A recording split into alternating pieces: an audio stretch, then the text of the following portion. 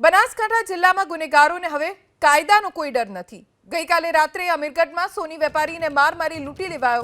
ઘટનાના વિરોધમાં આજે અમીરગઢની બજારો બંધ રહી। વેપારીઓએ પણ કર્યો ચક્કાજામ, જેમાં કોંગ્રેસના ધારાસભ્ય કાંતિભાઈ ખરાડી પણ જોડાયા।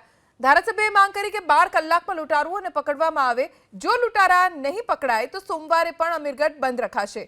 ધારાસભ્ય કાંતિભાઈ ખરાડીએ બનાસકાંઠા જિલ્લાના એસપી અક્ષયરાજ મકવાણાની કામગીરી પર સવાલ ઉઠાવ્યા।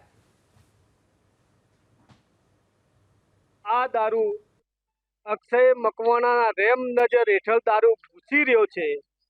દારૂ સિવાય અઢળક હિરોઈન હોય, ડ્રગ્સ હોય, અફીણ હોય, 2 નંબરના ધંધા બોર્ડર ઉપરથી નથી ઘૂસતા તો શું ઉપરથી આવીને પડી રહ્યા છે?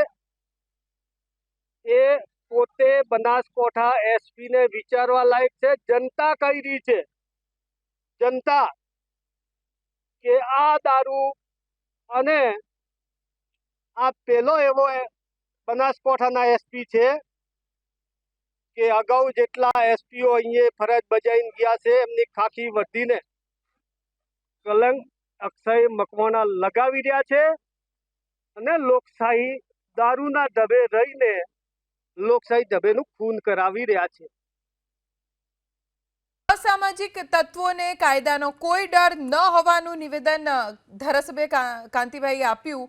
સાથે તેમણે ચીમકી ઉચ્ચારી છે કે જો આવા તત્વોને પકડવામાં નહીં આવે, આ લૂંટારુઓને નહીં ઝડપી લેવામાં આવે તો ફરી પાછું બંધનું એલાન આપવામાં આવશે।